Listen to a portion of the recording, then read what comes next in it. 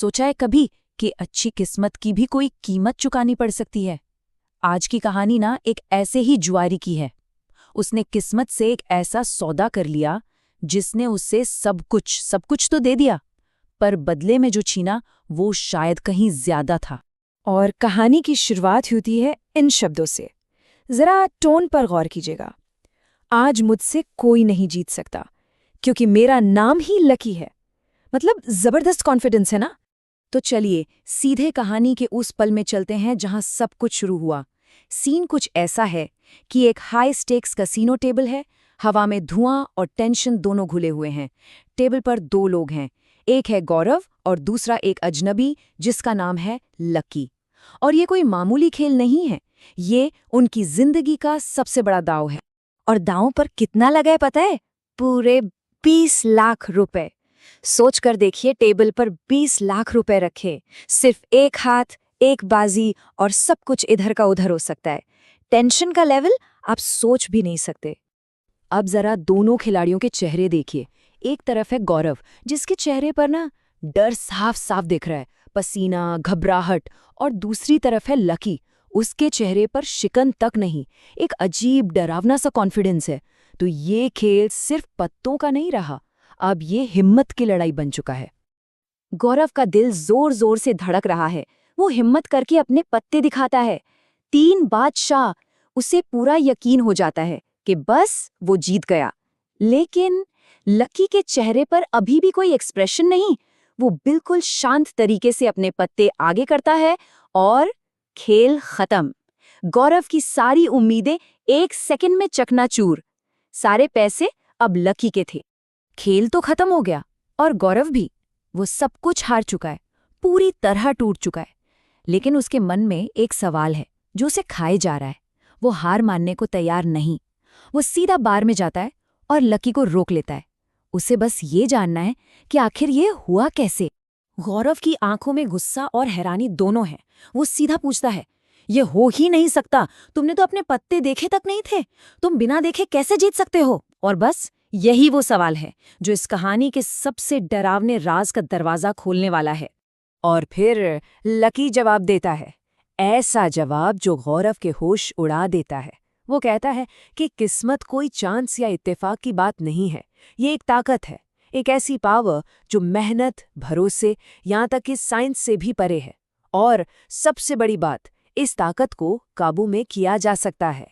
ये सुनते ही गौरव का दिमाग सुन्न हो जाता है। वो सचमुच लकी के पैरों में गिर पड़ता है, गिड़गिड़ाता है, भीख मांगता है कि उसे भी ये राज सिखा दे। वो कहता है, ये सारे पैसे वापस ले लो, बस मुझे ये हुनर सिखा दो। लेकिन लकी की एक शर्त है, और वो शर्त बिल्कुल आसान नहीं है। वो गौरव को देखकर कहता है, ये हर किसी के बस की बात नहीं, इसे सीखने के लिए सिर्फ एक चीज चाहिए, हिम्मत। बस यहीं से कहानी एक ऐसा मोड़ लेती है जो बहुत ही डरावना होने वाला है। तो अब कहानी अपने सबसे अंधेरे पड़ाव पर आ चुकी है। वक्त है आधी रात का, और लकी अब उस किस्मत की असली भयानक कीमत बताने जा रहा है। लकी की बात एक पहेली जैसी है, लेकिन बहुत ही खौफनाक। गौरव कांपते हुए पूछता है, क्या किसी को मारना पड़ेगा? लकी का जवाब सुनिए। वो कहता है, नहीं, तुम्हें किसी को मारना नहीं है, तुम्हें उसे मारना है जो पहले से ही मर चुका है। और यहीं से उस भयानक काम की नींव रखी जाती है जो गौरव को करना है।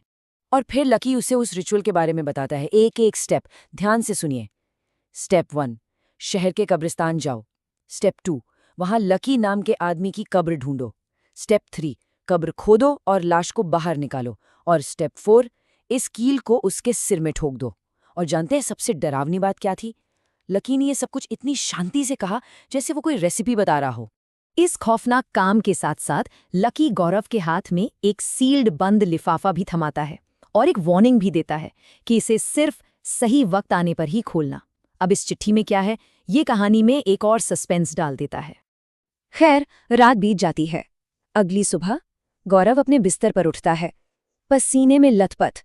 उसे ऐसा लगता है कि जो कुछ भी हुआ वो बस एक भयानक सपना था। एक पल के लिए ना उसे बड़ी राहत मिलती है। वो सोचता है, हे भगवान, शुक्र है वो बस एक सपना था।